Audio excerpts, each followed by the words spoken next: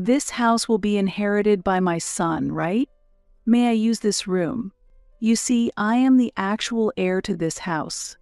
I'm aware of that. But doesn't a husband's property include that of his wife? Therefore, effectively, this house belongs to my son. So it seems. Then it's settled. What do you mean by it's settled? I mean using this room as my own. Does that mean we are going to live together? Yes, I've decided.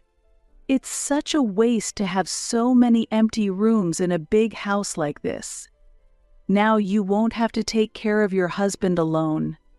My mother-in-law, who came to my mother's funeral, suddenly declared she would live with us in our family home and smiled contentedly. My mother had just passed away, and I couldn't understand what she was saying. Didn't she realize my sorrow? I didn't need to hear jokes at such a time. This house was built by my respected father and was the home my beloved mother lived in. I didn't want my unreasonable mother-in-law to live here. My husband, who overlooked this, was also a problem. I decided to move out before the house could be tainted. I am a 42-year-old office worker who had given up on marriage after missing my chance and was still single at 40. However, through a friend's recommendation, I met Tony, my current husband, and we got married. I am older. Tony is 4 years younger. Tony always respected my opinions. He was a warm person. Where should we go for our honeymoon? I heard you want to go to Europe, Tony. But you said the Maldives would be nice. So let's decide on the Maldives, or like the following. Pa. My mom wants to live together. My dad's legs are not in good shape, and my mother can't support him alone. I understand your mother's hardship, but we decided not to live together before we got married. Right. Understood. I'll let her know, because he always prioritized my wishes. Sometimes I felt sorry. I was happy to have met such a wonderful person, but unfortunately, there was one regret. My father passed away 3 years before my marriage, so he couldn't see me married and be reassured. My father was a company executive and a strict man, but I respected his strictness. Although he was an executive, the company he worked for was a rather small and medium-sized enterprise. Yet it brought in enough income to support our household, and our family home was sufficiently large to hold a funeral. After starting to work, I came to appreciate the harshness of a profession and respected my father even more. Then, 2 years after getting married, my mother also passed away. Mom too? Are you okay? You can rest outside for a bit? During my mother's funeral, my husband constantly considered my feelings. I was truly happy to be married to such a wonderful husband. Then Helen, my mother-in-law, came. I truly sympathize with your loss during these difficult times. Thank you. We weren't living with my mother-in-law, and we had little contact before, maintaining a distance. However, through my mother's funeral, my mother-in-law's true character became apparent. After the funeral, my mother-in-law approached me. It wasn't strange for her to come over, but she was smiling for some reason. Thank you for your help during the funeral. Everything went smoothly, and I am grateful. Now that the funeral is over, we can dispense with such formalities, right? For the first time, I thought my mother-in-law was showing kindness by telling me there was no need to put on a brave face. However, her true intentions soon became clear. Your family lives in such a lovely house. Wait a minute, please. My mother-in-law proceeded into the house without permission. Helen, please refrain from entering here. There are places that are still being tidied up. This house will be inherited by my son, right? May I use this room? You see, I am the actual heir to this house, I'm aware of that. But doesn't a husband's property include that of his wife? Therefore, effectively, this house belongs to my son. So it seems. Then it's settled. What do you mean by it's settled? I mean using this room as my own. Does that mean we are going to live together? Yes, I've decided. It's such a waste to have so many empty rooms in a big house like this. Now you won't have to take care of your husband alone. At my mother's funeral, my mother-in-law suddenly declared that she would live with us in our family home, smiling contentedly. My mother had just passed away, and I couldn't understand what she was saying. Didn't she realize my sorrow? I didn't need to hear jokes at such a time. This house was built by my respected father and was the home my beloved mother lived in. I didn't want my unreasonable mother-in-law to live here. Gradually, anger towards her began to well up inside me. Just after my mother's funeral had ended, it's no time for jokes. At that moment, my husband joined the conversation. "Mom, what are you saying? This isn't the place to have such a discussion. What's there to be so angry about? Enough. Please leave now." Tony finally made my mother-in-law leave the house. "I'm sorry. My mom was rude." "It's okay. You did well to scold her?"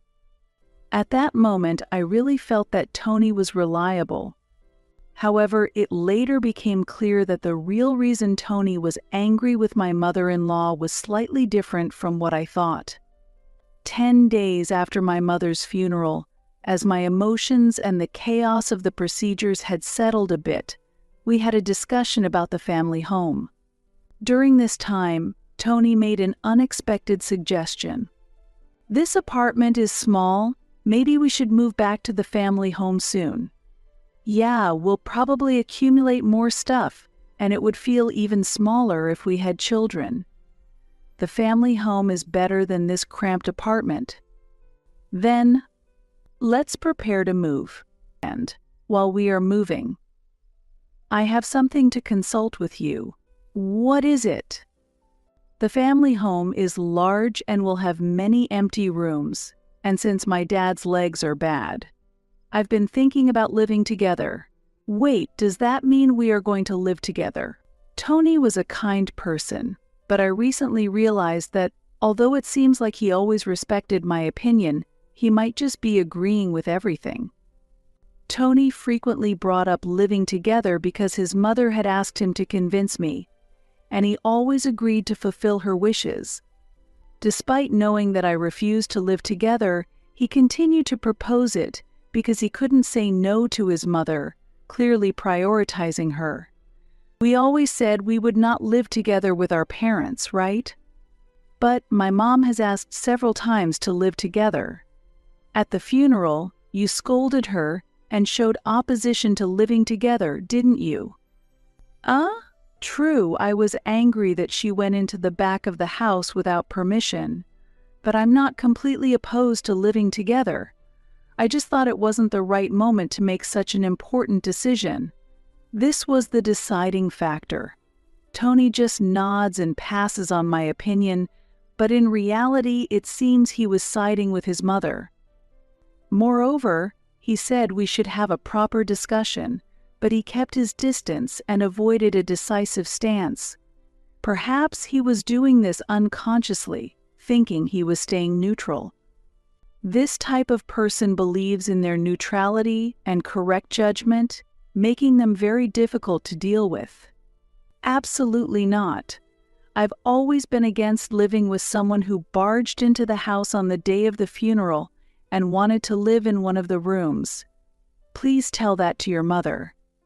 What's bothering you so much? All right, I'll talk to her. I would prefer to avoid living with my in-laws as much as possible, but I was aware that living together might be a possibility depending on the situation when I got married. However, seeing my mother-in-law's behavior at the funeral, could I really live with her in the precious home that my father built and where my mother lived? Now that Tony's unreliability was becoming apparent, I couldn't consider choosing to live together. When Tony conveyed my opposition to living together to his mother, she directly called me to plead. Why refuse to live together when you have such a big house? You married Tony and became part of our family. Why are you so opposed to living together? I have always declined to live together. I'm sorry. My husband's legs are bad, and it's hard for me to manage alone. Are you planning to abandon us? Didn't you hear about that reason from Tony? I'm sorry, but you're heartless. I won't ask you for anything anymore. I am aware of my father-in-law's condition, and it does weigh on my heart. However, based on my mother-in-law's past behavior, if we ended up living together, I could easily imagine a future where she pushes the responsibility of caring for my father-in-law onto me. Accepting to live together would require a change in attitude from both Tony and my mother-in-law. After being called heartless by my mother-in-law a few days ago, Tony suddenly started moving the living room sofa and table, making space. What are you doing? Are you making space to store something? No, I'm making space to lay down 2 mattresses. The mention of 2 mattresses gave me a bad feeling. Hoping for the best, I asked Tony, are your father and mother coming to stay? No, officially it's before the move, but actually, we're starting today. This was really a terrible development. Despite my opposition to living together, Tony and his mother ignored it and forced their plan. She said she wouldn't ask me for anything, but is she actually asking through Tony? Why has it come to this? Actually, it's time to renew the lease on my parents' house, and we decided not to renew and move here instead. It's small for 4 people, but please bear with it until we move. That's not the point. Why are we talking about living together? I opposed living with someone who barged into the house on the day of the funeral and wanted to live in one of the rooms. Didn't I say that before? I'll tell my mom. Since we're going to live together, let's get along, okay? Why do you always prioritize your mother's opinion? I'm not just prioritizing her. I'm listening to both sides and making my own judgments. It seems that Tony easily agreed to his mother's proposal and went along with her plan to force the cohabitation. Perhaps he has been persuaded by his mother, but he might be under the illusion that he decided it himself. I thought Tony was a kind and good person, but when he teams up with his mother, he becomes more difficult to deal with than I thought. And so, the cohabitation with my in-laws was set into motion. Good of you to come. After all, this house is too small for 4 adults. Just bear with it until we move. Despite rolling in uninvited, I wish they wouldn't complain about the house. Sorry for suddenly increasing the number of old people by 2. I'll try to cause as little trouble as possible. No, I've heard about your disability, so please don't hesitate to mention if you need anything.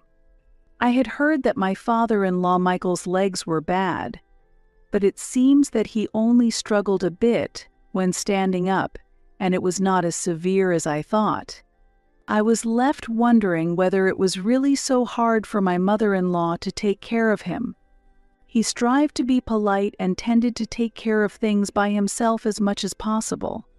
Unlike my mother-in-law, I felt that my father-in-law was not the type to cause trouble. Despite all this, is there a drugstore nearby? I forgot to bring some patches, and I'd like to go buy some. Michael, since your legs are bad, you should stay still. If something happens outside, it would burden Tony and the others. You can just have someone buy the patches for you. But I usually go shopping by myself. I told you to let me know if you needed anything. That's true indeed. I'm sorry to rush, but I really need them now. Could you go buy them immediately? Yes. All right.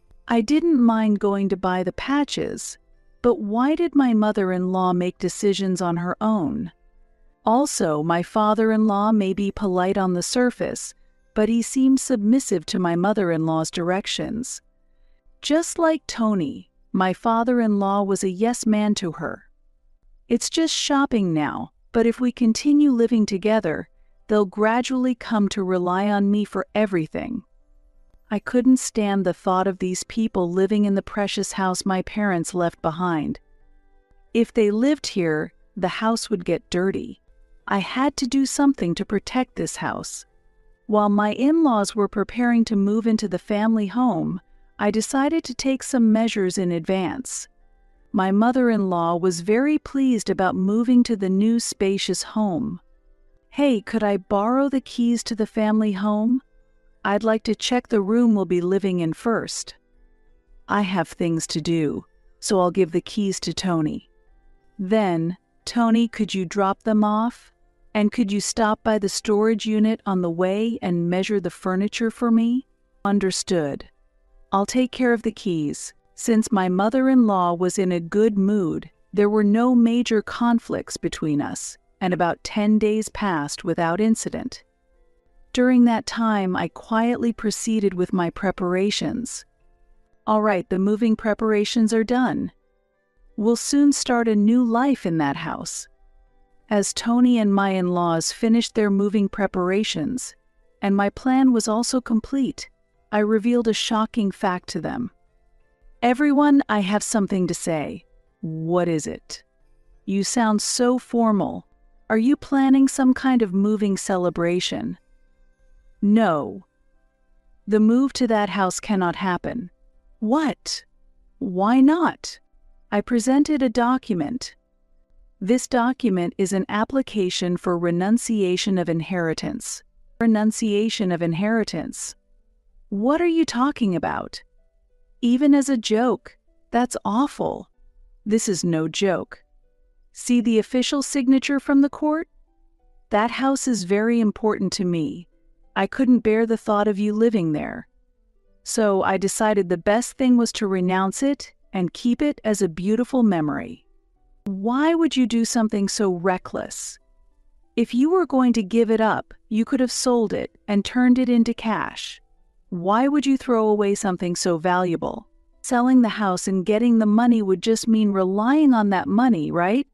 I thought it would be cleaner if it didn't exist at all. We moved out of our previous home to move into the new one. What are we supposed to do now that you've done this?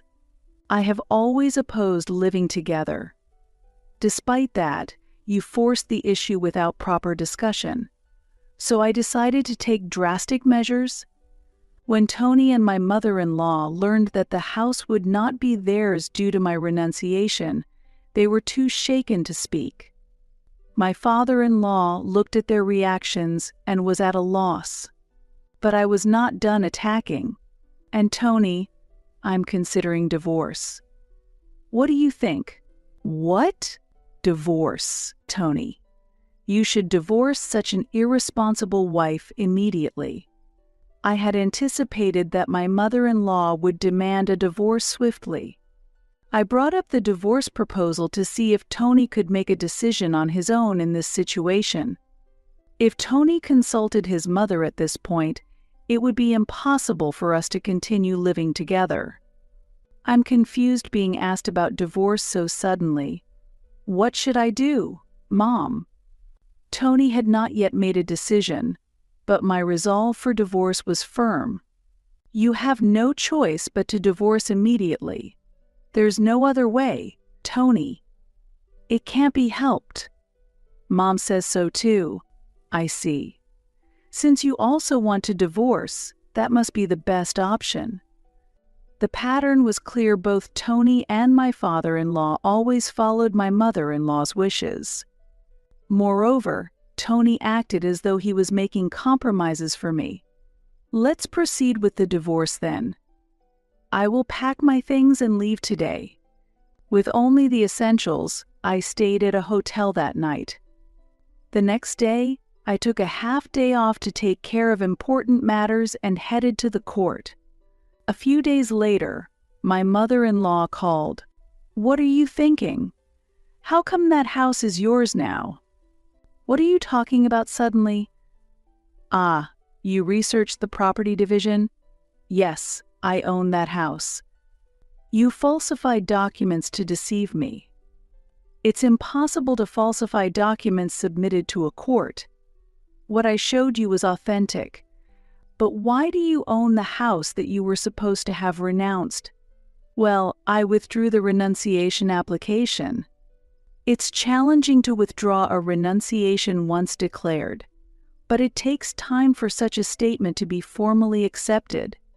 Within that period, it's always possible to withdraw. What I showed my mother-in-law was not an accepted document, but one that was still in the application stage. I pretended to renounce the house and hinted at divorce to gauge Tony and my mother-in-law's reactions and decide my next steps. I didn't expect much from my mother-in-law, but I had hoped Tony would say he didn't want a divorce on his own. If Tony had refused the divorce, I would have reconsidered the idea and explained the truth about the house later. "So the house really is yours now? Then, since it was acquired before the divorce, it's subject to property division, right? In this case, we'd split the sales profits, wouldn't we?" My mother-in-law was trying to get as much as possible from me, but I've already considered this point. If we had purchased that house, it would be considered marital property. However, as it was inherited, it remains my separate property, and unfortunately, separate property isn't included in the division of assets. Didn't you consult a lawyer when you found out the house was mine? While mortgage payments or renovation expenses might make it a part of the divisible assets, that isn't the case here, is it? How much of the asset division will Tony receive? Since we haven't been married long, there's hardly anything. At most, it might be the car, but that still has a loan on it. All this just to get your hands on the inheritance alone. How cruel. I want to protect that house because it is the home my parents loved. I don't want people like you living there. If you have anything else to say, let's communicate through lawyers from now on." After that, I firmly communicated my intentions and future plans to my mother-in-law and resolutely ended the call. The moment I hung up, I felt a sense of liberation, but more than that, I reaffirmed my strong resolve. Following that call with my mother-in-law, the divorce proceedings became markedly smoother and more rapid. It was clear that she was pressing Tony to hurry the divorce, and her influence was still significant. Once the divorce was officially finalized, I was finally free from being manipulated by my in-laws. Genuinely feeling relieved at this fact, I also felt a sense of accomplishment for having managed to protect my father's house. Keeping that house held significant meaning for me, and my heart was filled with a sense of refreshment. After I moved out, my former in-laws stayed in the apartment we once shared for a while. Given its limited size, the living space must have remained quite restricted even after I left. My former mother-in-law seemed to be actively looking for a new place to live, but considering their age, it was difficult to find a suitable property, and passing real estate screenings was a challenge. Eventually, my ex-husband decided to rent a relatively small house, and there they began a new life together with his parents. The rent for that house was undoubtedly higher than the previous apartment, and a new responsibility of caring for his parents had arisen for him. He undoubtedly faced many challenges ahead. My mother-in-law had once eagerly anticipated moving into the spacious house left by my late father. However, reality was far from her expectations, and she must have been greatly disappointed to settle for a much smaller residence. As for myself, I have started a new life in the house my parents left me. The house feels as if it still retains the warmth of my parents, always warm and filled with affection. Living here marks the beginning of a new chapter, providing me with great comfort.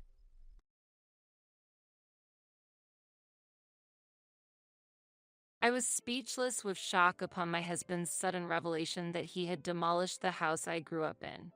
I had only just inherited the house and land following my father's death.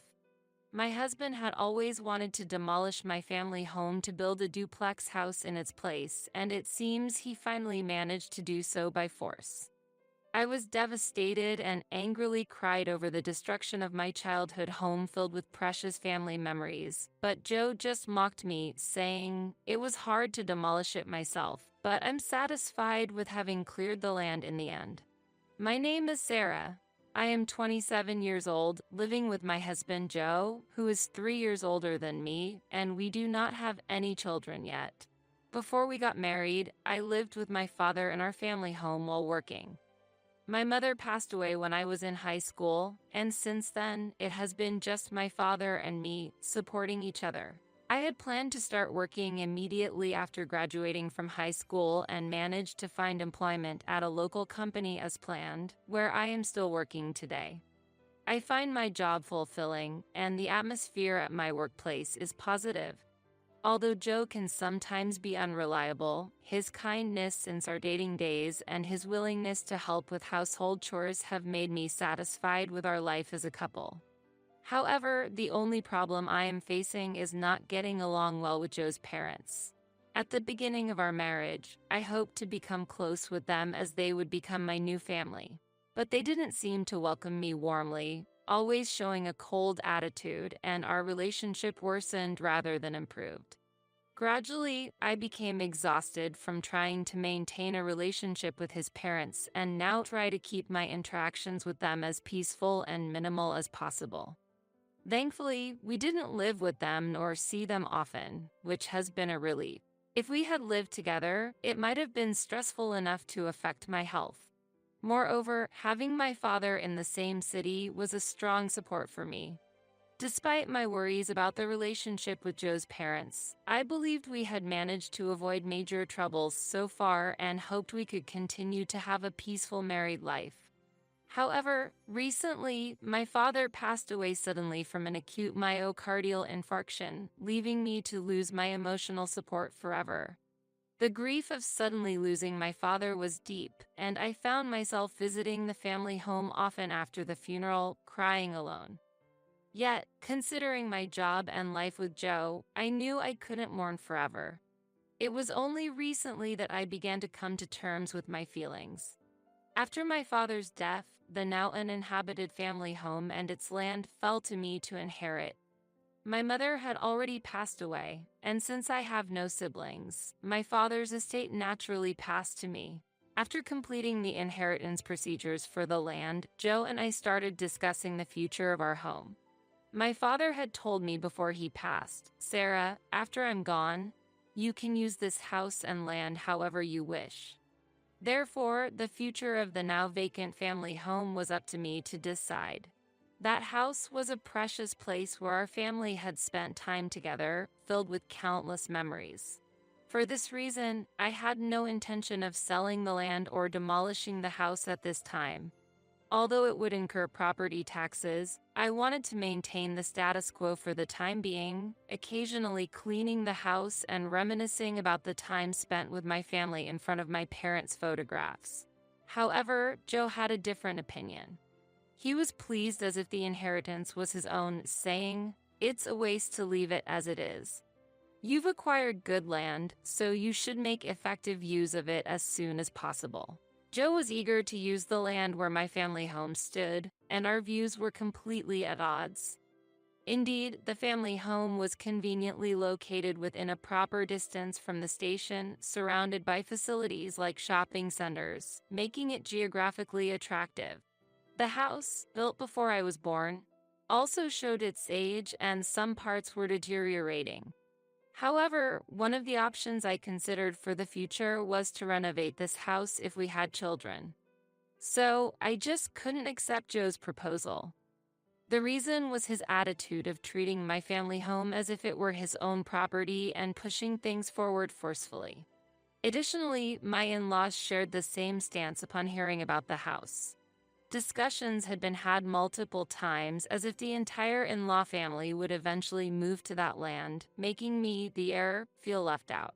Seeing Joe and my in-laws getting overly excited made me fear that the house would be handled carelessly if things continued this way.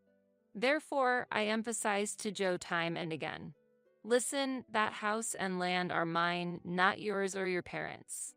So, please don't proceed with any plans on your own." However, Joe just casually responded to my concerns with, "It's okay, Sarah, you worry too much." He never truly listened to what I had to say. I thought he was a kind person despite his unreliability, but his attitude changed the moment I inherited my father's estate, hardly taking my words into consideration during our discussions. As a result, I began to harbor doubts about Joe, and my distrust grew stronger day by day. On a certain holiday, Joe said he was going to his parents' house and left early in the morning.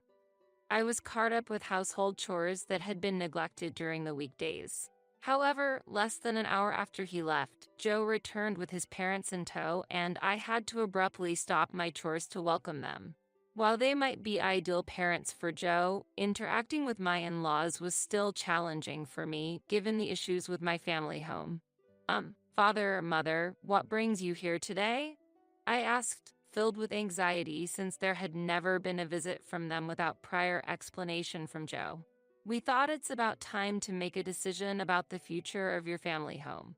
That's why I called Mom and Dad over," Joe replied with a smile, confirming my worst fears and making my heart heavy. "What do you mean by make a decision?" "I've always told you that I wish to keep things as they are," I stated clearly, only for Joe to immediately counter, "I've told you it's a waste.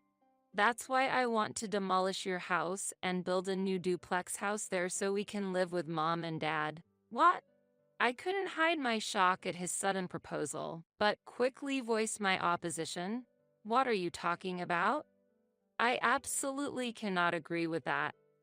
I've told you before not to proceed with any plans without my consent." No matter how much I resisted, Joe and his parents just looked at me with surprise. Then the father-in-law, with a sigh of exasperation, said, "Leaving such a wonderful piece of land unused is a waste. You should seriously consider what Joe is saying. A wife should obey her husband." I didn't have the courage to point out that Joe had never seriously considered my opinions. His parents loved him deeply, and it was natural for them to side with their son. Their unconditional support for him was a testament to their deep affection. Moreover, the father-in-law in particular held on to outdated values, believing firmly that a woman should obey a man. In his view, the hierarchy within the family was clear, and the wife was expected to follow her husband's instructions. Thus, if I expressed opposition to Joe's proposals or demands, I was inevitably faced with harsh reprimands. To him, how a daughter-in-law could speak in such a manner was unthinkable. My mother-in-law, choosing her words more carefully, said, "Sarah, we're getting older and we might need care in the future. Considering our future lives, living under the same roof as Joe and you would be ideal. That way, we can have peace of mind knowing you're close by." However, behind her calm expression, I sensed an expectation for me to take on the household chores and daily tasks that come with living together. At that moment, with her husband present, she maintained her facade, smiling gracefully as she played the role of the ideal wife. But I knew from experience that whenever he was not around, her attitude towards me would change dramatically, becoming sarcastic, and the kindness she showed then would disappear.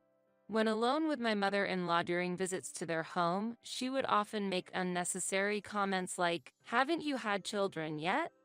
Or "I want to see my grandchildren soon," and try to dump household chores on me, citing her age as a reason for being unable to move around easily. If I ever refused, she would persistently criticize me, saying, "Respecting your elders is the most basic principle. Can't you even follow that simple rule? What kind of environment did you grow up in?" Because of the constant unpleasant behavior from my in-laws, the thought of living under the same roof with them was unbearable. That house is a place filled with precious memories of living with my parents for many years. So, I have no intention of demolishing it. Please leave it as it is for now. I repeatedly pleaded, with no intention of changing my mind. Yet, Joe and his parents showed no signs of giving up easily. Such a stubborn daughter-in-law. Considering the future, we should build a duplex house to live together.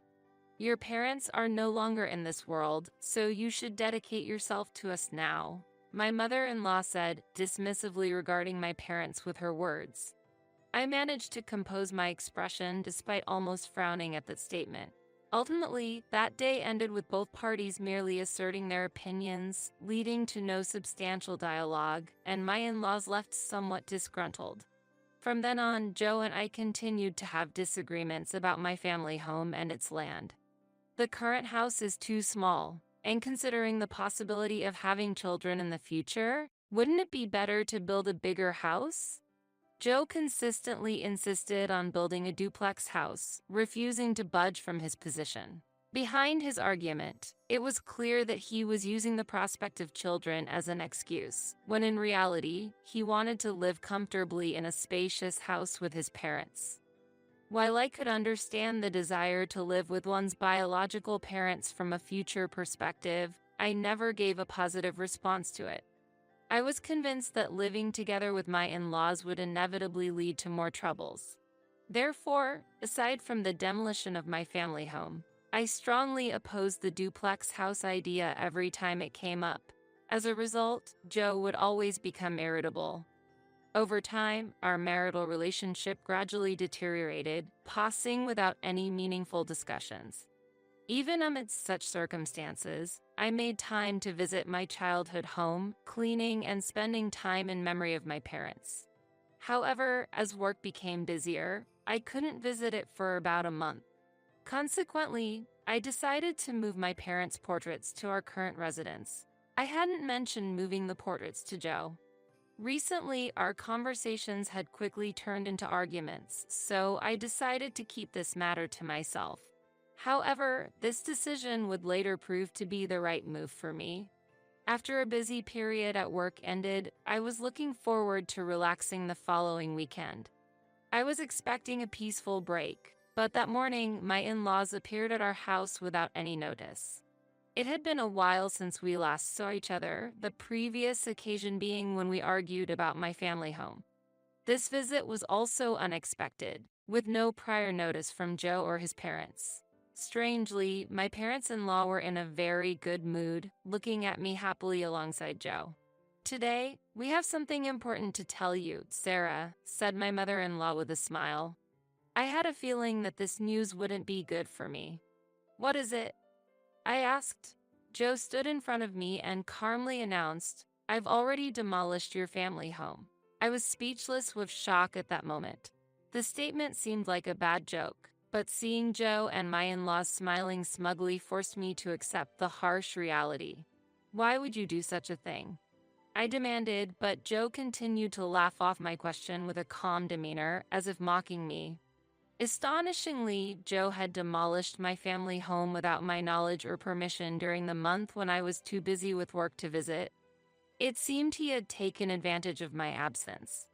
It was tough to do it myself, but in the end, I'm satisfied with having cleared the land, Joe said, pretending to be tired.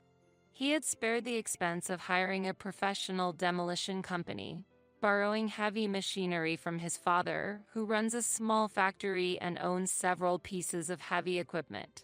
His father, willing to fulfill his son's wish, had provided the machinery without hesitation and helped clear the land. How could you do something like this without permission? I've said no many times. I cried out, tears mixing with my anger. My childhood home was filled with irreplaceable memories, including my parents' mementos and family photos from my childhood. The only thing unharmed was my parents' portraits that I had brought home. The reality that everything else was removed along with the rubble was like a nightmare. How could you do something so terrible? I will never forgive you. I had reached my breaking point. I declared this with a firm gaze towards Joe and his parents, but they remained unfazed, as if convinced of their superiority. You couldn't make a decision, so I took the step forward. We can't wait forever for you to decide. Joe arrogantly justified his actions as if they were entirely rightful. Then he added with a loud laugh, "That's why I took over your family's land." Hearing Joe speak so proudly as if he were the rightful owner of the land, my anger turned to disappointment. I could feel my love for Joe rapidly fading. It seemed neither Joe nor his parents understood the gravity of their actions, and I let out a heavy sigh. "What are you talking about? When did I ever transfer that land to you? Since no formal procedures have been completed, that land is still mine." Joe appeared not to fully grasp the significance of my words, wearing a puzzled look, and his parents had similarly confused expressions. I had no memory of transferring those rights to Joe, as no formal registration of the property transfer had been completed. Thus, demolishing someone else's property without permission constitutes a legal violation. You might not know since you didn't go through a professional agency, but what you did can be legally penalized, I declared. At these words, Joe's complexion changed. If he had commissioned the demolition work to a legitimate company, this situation would never have arisen. I intended to show no leniency towards my husband Joe on this matter and continued. "Even if we are married, demolishing someone else's property without permission, especially using your father's company's machinery, is against the law.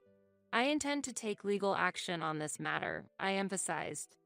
I had researched property law previously in case of any issues with the land I inherited from my father, never imagining Joe would go this far.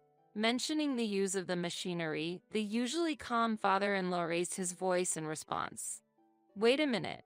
In a marriage, a wife's property belongs to the husband, doesn't it? So, the logic that demolishing that house constitutes a crime doesn't hold up. I'll repeat, I am the rightful owner of that house, not Joe. I neither agreed to its demolition nor was I informed about such plans. What he did is clearly illegal, and I will be reporting this to the police. I cannot just stand by silently after you destroyed my cherished home without permission." My calm response left my father-in-law speechless. It seemed he had underestimated the seriousness of the issue. Even if he lent the company's machinery for Joe to demolish the house, he hadn't expected me to take legal action against Joe, thinking that clearing the land would somehow make everything all right. Reporting Joe to the police. "You are his wife. Thinking about such a terrible thing seriously is problematic, isn't it?" My mother-in-law exclaimed in panic, replacing my silent father-in-law. "The real problem is you demolishing someone's house without permission. This isn't the kind of issue that can be resolved by hiding behind our marital status," I countered calmly. Then I pulled out my smartphone and showed Joe the screen where I had searched for legal information. The screen displayed details about the crime Joe had committed. "Your actions constitute criminal damage to property. This means a prison sentence without a fine, and you will be going to jail." Going to jail. His father panicked, and his mother let out a small scream. "Wait, please, think it over. We're married," Joe said, turning pale and clinging to me. However, I firmly pushed him away, saying, "Don't use the fact that we're married as an excuse. Because of you, my childhood home no longer exists. You destroyed all its memories. I'll be contacting the police now," I stated clearly, deciding to report to the police on the spot. At that moment, Joe seemed to finally understand the seriousness of his actions. "I'm going to be arrested." "No way," he muttered in a trembling voice, collapsing in despair in front of me. Later, Joe was arrested, and I moved out of the house we shared to find a new place near where my family home once stood. Although I initially thought about divorce immediately, Joe refused, leading to prolonged negotiations through legal professionals. Thus, I considered a mediated divorce through family court. In the meantime, I hired lawyers and a private investigator to gather information on Joe's actions and background.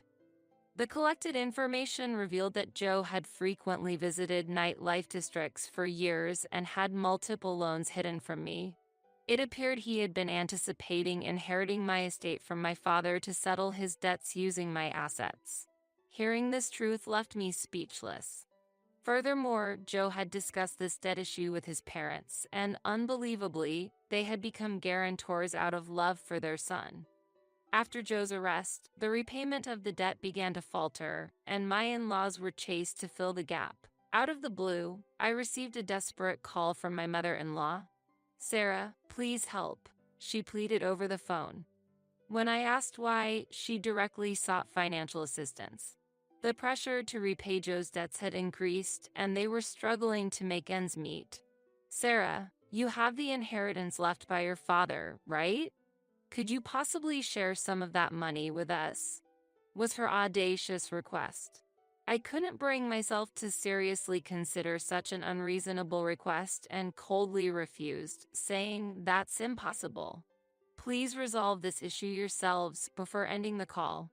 Anticipating further calls, I decided to block my in-laws' number at that moment. I haven't shared my current apartment address with them and don't expect them to visit directly. I no longer wish to have any association with Joe or my in-laws.